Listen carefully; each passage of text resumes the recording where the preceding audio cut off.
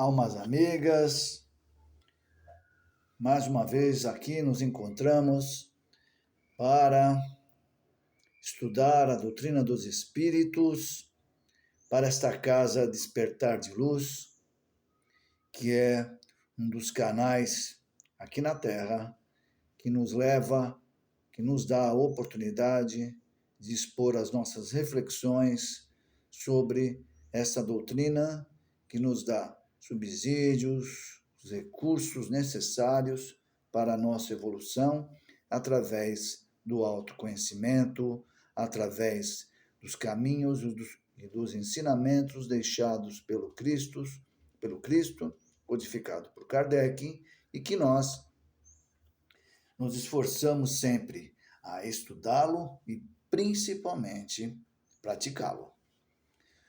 Hoje nós falaremos de um título que se chama Sem o livre-arbítrio, o homem seria uma máquina.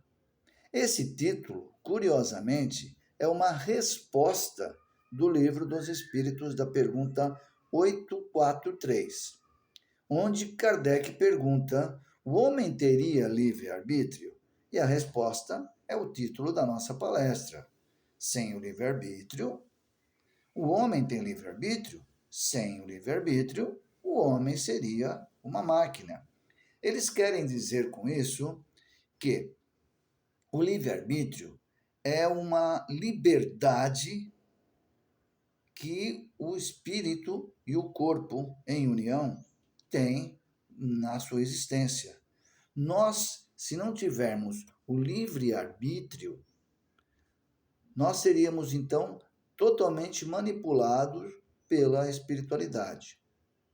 Isso vai dar um contraponto em outra questão que Kardec pergunta posteriormente, uma questão talvez das mais conhecidas, quando ele pergunta: os espíritos têm influência em nossa vida? E a resposta é: muito mais do que pensas, muito mais do que supões, já que são eles que vos dirigem. Aí então nós vamos ter dois casos. Primeiro, nós temos o livre-arbítrio, que é nosso, que vem da nossa consciência, mas que não exime também o fato de que a espiritualidade nos orienta, muito mais do que nós supomos. Mas precisamos entender com clareza que isto não significa que a espiritualidade comande os nossos desejos, as nossas atitudes, as nossas vontades. Nós precisamos ter disciplina para saber o que vamos atrair. A espiritualidade boa ou má, boa nós chamamos de mentores, má nós chamamos de obsessores. Seja qual for deles, eles vão influenciar muito mais do que nós supomos. Mas a influência não significa domínio. Isso é de suma importância entendermos que a influência não é domínio. Porque é muito cômodo nós, quando fazemos alguma coisa que não dá certo, nós culparmos quem? O obsessor. Outras doutrinas religiosas têm o hábito, criaram, a figura do demônio, que é um contraposto de Deus, a figura do diabo. Deus é bom, o diabo é ruim. A diferença é que o Deus que se contrapõe ao diabo mata muito mais do que o diabo, castiga muito mais do que o diabo. O diabo, na verdade, é muito menos perigoso do que esse Deus punitivo colocado pelas religiões que se baseiam no Antigo Testamento, onde tem o Deus que mata, que afoga, que pune, a mão de Deus irá pesar, Deus sabe o que você faz, Deus castiga, o castigo de Deus é infalível, a justiça divina, quando fala assim, justiça divina, leia-se vingança. Esse Deus extremamente punitivo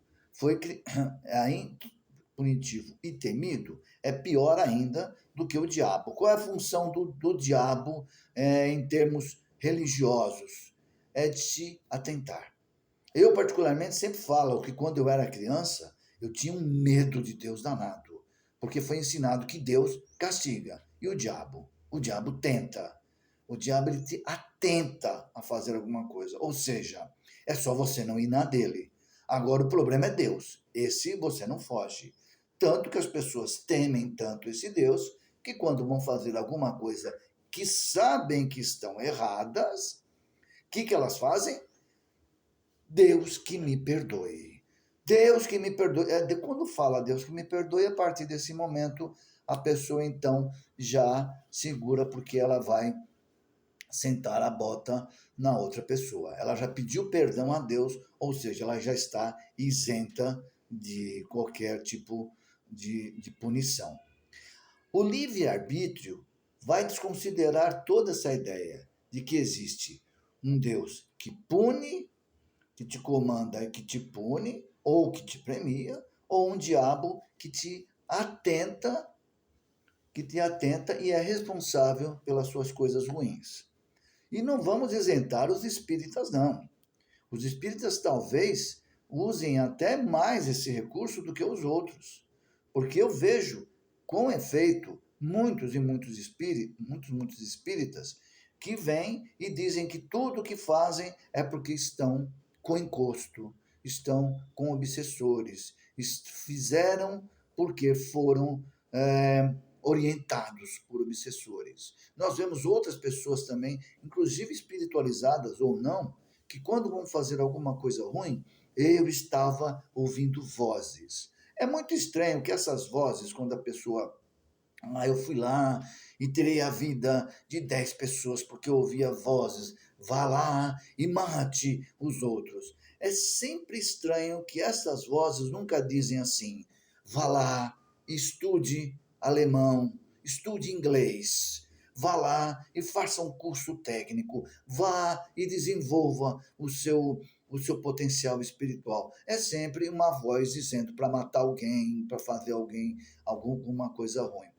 Isso sempre é terceirizar as nossas responsabilidades que temos com o nosso livre-arbítrio. Nós,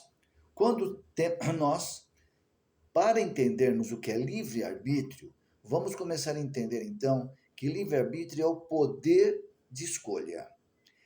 É a liberdade que nós temos para escolher. Esta liberdade de escolha, ela é desconfortável. Veja, durante o dia, quando nós acordamos, até o momento de nós dormirmos, nós vamos passar por dezenas, não saberia quantificar quantas, mas dezenas, talvez até centena, talvez até mais de uma centena de situações pequenas ou grandes onde nós vamos ter que ter escolhas, das mais simples, desde a roupa que nós vamos pôr, de acordo com a temperatura que está, o caminho que nós vamos fazer, o que nós vamos falar, o que nós vamos decidir na hora de comer, quando vamos comer em algum restaurante que tem vários alimentos, não sabemos o que vamos pegar. São pequenas escolhas que vamos ter durante o dia. E as grandes também. E vamos ter as grandes, que vão ser: continuo nesse trabalho ou não continuo, ele está me matando, mas é o que paga as minhas dívidas.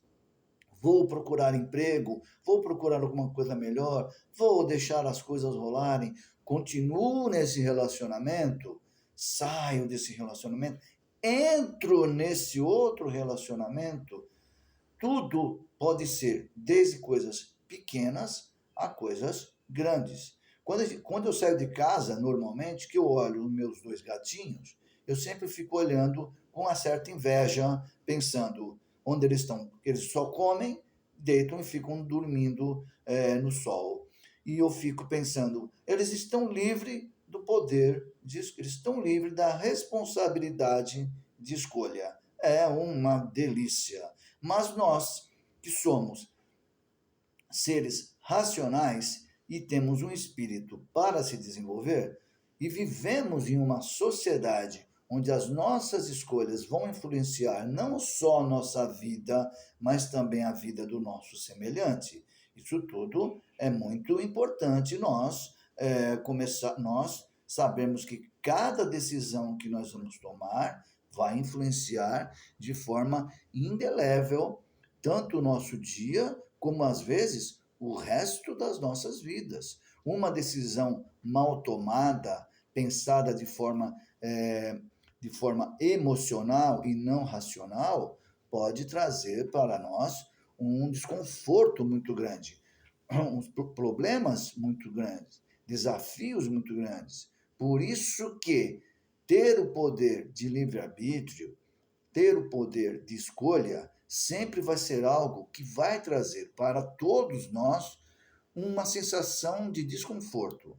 É muito bom quando nós não temos que escolher nada, os outros fazem por nós.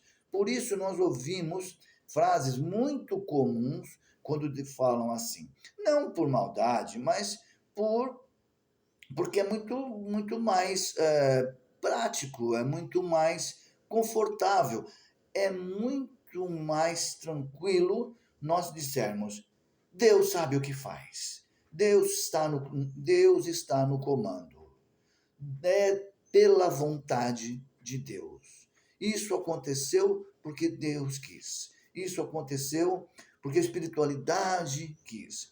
Nós vamos ter que entender uma coisa: Jesus, não sou eu e nem Kardec, nem ninguém que falou. Foi Jesus que disse: Vós sois deuses, podeis fazer tudo o que eu faço e muito mais. Vejam, ele nos dá então, naquele momento, uma responsabilidade do nosso livre-arbítrio, nos colocando na posição de deuses. Ah, mas isso é arrogância, se sentir Deus. Nós não estamos fazendo a ideia de um Deus mitológico de 80 metros de altura, que está em uma nuvem, mandando raios, segurando o mundo, fazendo aquelas coisas todas, que é uma visão infantilizada de Deus. Mas um Deus que está em nós como potência, que está na natureza, que está em todo ser vivo, porque tudo que se move, que tem vida, é algo sagrado. Tudo que tem vida é sagrado. Portanto, essa responsabilidade que nós jogamos a Deus quis que acontecesse isso, se torna algo de uma forma até infantilizado. Olha, caiu o avião, mas teve um que, graças a Deus, ele perdeu o voo e não foi naquele avião. Já vamos contradizer, então, esse Deus que puniu aqueles que estavam no avião e foi legal, salvou o outro que não estava que perdeu o voo. Claro que se nós formos entender de uma forma, de uma espiritualidade racional, nós vamos entender que aquela criatura não estava ainda no momento do desencarne. Os outros já havia uma programação, estavam ali. Claro, esse assunto é para outra palestra. Apenas vamos entender que escolher determinadas coisas também vão para outra palestra sobre fatalidade. Mas o que nós vamos trabalhar hoje é sobre a responsabilidade que nós temos por ter o livre-arbítrio. Ter livre-arbítrio é ter a responsabilidade que nós temos em nossa vida. Para isso, uma das coisas muito importantes é o autoconhecimento. Quando nós nos conhecemos, nós sabemos melhor como lidar com o chamado livre-arbítrio. Nós sabemos que determinadas atitudes nossas precisam ser levadas em consideração, porque quando nós nos conhecemos, normalmente é muito doloroso, mas é muito importante, porque a gente vai evitar de fazer o que a maioria faz, que é pedir conselhos, pedir orientações. Claro, é importante nós confiarmos em alguém, é importante nós termos alguém que nós consideramos mais espiritualizados, procurarmos uma casa, uma orientação, ter os bons espíritos para nos orientarem. Claro que isso é importante, mas não podemos esquecer, a responsabilidade de escolha vai ser nossa. Tanto os espíritos do bem ou do mal vão nos influenciar muito mais do que nós supomos. Vamos influenciar muito, mas eles só vão nos influenciar à medida em que nós deixarmos ser influenciados. Se nós pensarmos no mal, nós vamos ser influenciados para o mal. Se nós pensarmos na, na derrota, no fracasso, se nós colocarmos uma linha de pensamento de inferioridade, da síndrome do vira-lata, que não somos inferiores aos outros, que todo mundo é melhor, que as coisas ruins só acontecem comigo. Ah, tinha que acontecer comigo. Parece que é uma coisa. Eu não vim nessa terra para melhorar, é só sofrimento. Minha vida é um sofrimento. É óbvio que você vai atrair espíritos que vão falar, realmente, você está mal mesmo, nós também estamos e vamos estar mal todos juntos, pronto. Tudo aquilo que você vai fazer, com efeito, vai ser errado mesmo, não tenha dúvida. Não tem, mas não é porque você foi apenas influenciado, você escolheu ser influenciado e se deixou ser. Se você se conhece, sabe que você precisa ter não apenas palavras de otimismo. As palavras são boas, mas precisamos mais do que ter as palavras, pensamentos e muito mais ainda atitudes positivas. Quando as coisas dão errado, nós temos que respirar e entender que não foi o momento. É fácil? Não, não é fácil. Ninguém vai dizer que é fácil.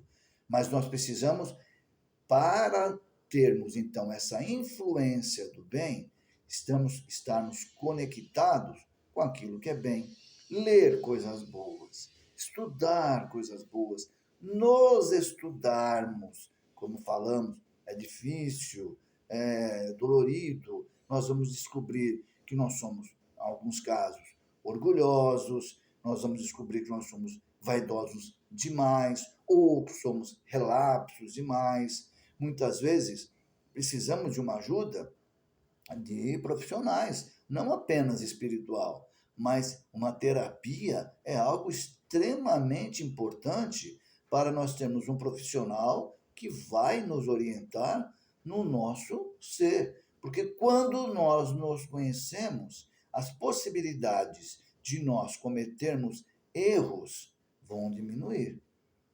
Errar é uma condição humana. Repetir o erro é uma opção humana. Quando nós nos conhecemos através da meditação, através de uma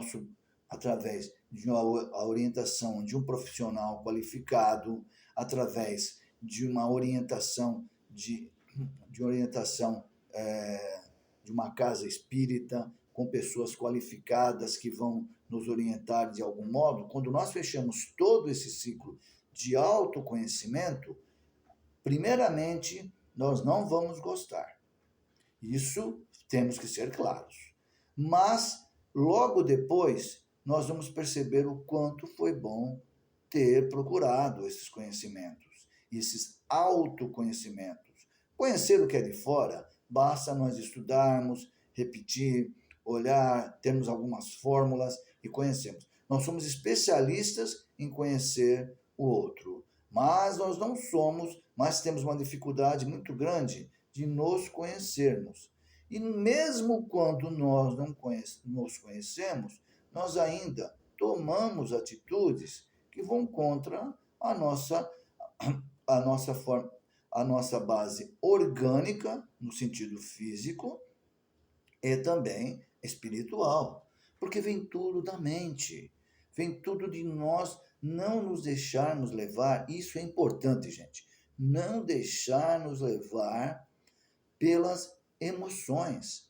As emoções, elas não são racionais. Emoções nós precisamos ter e desenvolver, sejam elas nós temos o direito de ter as emoções. A emoção da tristeza, a emoção da alegria, a emoção de sermos amados, de amar.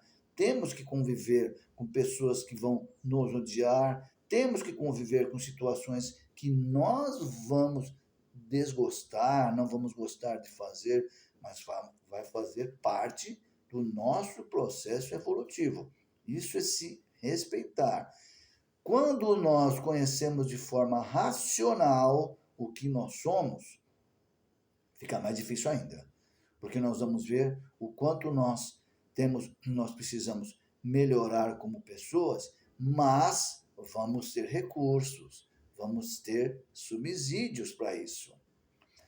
Vamos dar aqui um exemplo. À medida que a gente vai falando, vai aparecendo situações. Digamos, eu em particular sou uma pessoa ansiosa. Já fui muito mais, estou um pouco menos. E a tendência é que eu fique um pouco menos à medida em que o tempo vai passando, até porque a idade vai passando e a única coisa boa da gente envelhecer é que pelo menos a gente começa a cometer menos erros, pelo menos em tese. A gente começa a fazer menos atrapalhada, não porque ficamos sábios, é porque já sabemos que vai dar errado. Mas digamos, vou me usar como exemplo. Se eu sei que eu sou uma pessoa ansiosa e eu sei que eu não tenho condições de prever o futuro, de saber o que vai acontecer no amanhã, não saber nem o que vai acontecer daqui na próxima hora, por que eu faria uma prestação, por exemplo, de um carro em 48 vezes, 4 anos, sabendo que eu vou passar esses 4 anos tendo um carro zero, mais 4 anos que eu não sei se eu vou estar empregado, se eu não sei se eu vou passar por alguma situação de saúde, alguma situação que vai interromper a minha saúde, que vai acontecer alguma coisa que vai interromper a minha saúde financeira, a minha saúde física. Vão ser 4 anos que eu vou trazer para mim uma preocupação, além das outras que eu vou ter todo dia. Eu vou ter todo dia que trabalhar para poder me alimentar, para poder pagar as coisas que eu uso o dia, para cumprir as responsabilidades naturais que eu vou ter na minha vida social. E ainda esse problema de ter um carro é um exemplo, tá? Pode ser outras coisas. Mas de algo que eu comprei em 48 vezes, que ainda vai me dar custo, que ainda vai me dar uma série de coisas, e eu tenho que honrar esse compromisso. Nesse período, eu sei que eu vou passar. Eu sei que eu tive o livre-arbítrio de procurar algo, mesmo sabendo que eu sou ansioso, mas eu vou trazer para mim uma preocupação de 4 anos. E quando chegar na última prestação de 4 anos, aquele carro que era novinho já não é mais novo, já fizeram mais 4 modelos que todo ano muda, diferente. Isso vale com qualquer coisa isso vale para qualquer coisa, tá? 4 anos que já se passaram, eu perdi aquela, eu fiquei noite sem dormir, eu me submeti a várias coisas para honrar o compromisso e agora eu já estou com um carro que já não tem mais o mesmo valor, que embora me serviu e tudo, eu já fico pensando, tá na hora de trocar, faço mais 4 anos. Como alguém vai ter uma vida em paz desse jeito? Se fui eu mesmo, sabendo que sou ansioso, trouxe para mim ansiedade. Se uma criatura sabe que ela se empolga demais com as paixões, se apaixona muito fácil, se apaixona por um ou por outra, fica com alguém, depois já se empolga com outra, por que uma pessoa dessa vai querer assumir o compromisso de um casamento, de uma relação duradoura, construir uma família sabendo que isso vai implicar em responsabilidades. Aí a pessoa se empolga e se apaixona e vai ter o maior amor da sua vida quando você é jovem. Passa-se alguns anos, ela vai descobrir que ela teve uns 15 ou 20 maiores amores da vida. Mas a pessoa então tem o amor da vida dela e acha que está pouco. Ela precisa oficializar aquela relação. Ela oficializa, casa. Não basta casar. Ela ainda acha que dá para pôr mais uma pessoa ali junto e coloca então um filho. Quantos não são aqueles que não têm maturidade para ser pai ou ser mãe? Não têm a maturidade de ter a beleza que é a paternidade ou a maternidade. Não estamos falando para não consumir, não estamos falando mal do casamento, pelo amor de Deus, não vão entender errado. Estamos aqui analisando o livre-arbítrio, aquilo que nós precisamos ter como nosso. Quando nós nos conhecemos, saber até onde nós podemos ir. Saber que não adianta, quando nós cometermos um erro, ficar culpando. Onde está Deus nessa hora? Onde está o meu anjo da guarda nessa hora? Muitas vezes o anjo da guarda pensa, mas eu estou do teu lado, falando, você entra pelo ouvido, sai pelo outro. Não tem, quando nós somos adolescentes, não é isso? Os pais dão os conselhos? Não quero nem ouvir. Vocês estão por fora. Faço o que eu quero. A vida é minha. Nós precisamos entender. A vida é nossa. Não há dúvida quanto a isso. Mas a responsabilidade também. Não vamos fazer a síndrome, não vamos imitar o Homer Simpson, que diz: a culpa é minha e eu ponho imponho em quem eu quiser. Nós vamos ter então, para nós tirarmos então algo que se chama culpa, e a culpa o que é? A culpa é o remorso por ter feito alguma coisa impensada. Quando nós fazemos algo que nós nos arrependemos depois. Por isso Cristo nos orienta: vigiai e orai, para não cair em tentação. A boca fala do que o coração está cheio. Olha quantos ensinamentos Jesus nos traz para ensinarmos que nós precisamos dominar as nossas más tendências. Isso, através do autoconhecimento, é algo muito salutar, muito saudável. Livre-arbítrio não é fazer o que se quer.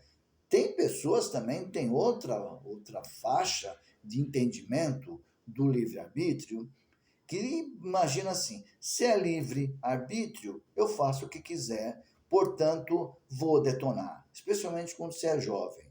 Porque quando você é muito jovem, sempre a ideia da finitude, a ideia da morte física, ela é muito distante. Então a pessoa começa a fumar desde cedo. Olha, isso vai te dar um... mas até dá, eu já vou estar com 60 anos.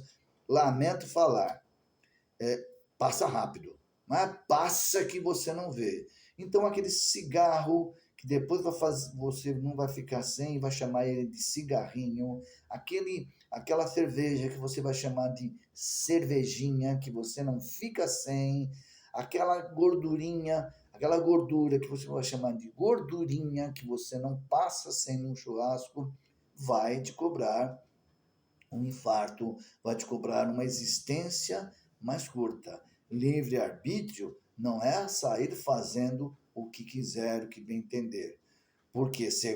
Até porque uma orientação do apóstolo Paulo, quando diz: tudo é permitido, mas nem tudo me é permitido, mas nem tudo me é lícito, nem tudo me convém. Vejam como o apóstolo Paulo coloca uma ideia clara. Você pode fazer o que você quiser, todos nós podemos fazer o que nós quisermos, mas é bom aquilo que você vai fazer? É bom para você? É bom para o seu semelhante? É lícito? Convém? Muitas vezes as nossas opções, o nosso livre-arbítrio, ele vem para que nós possamos entender a responsabilidade que nós temos.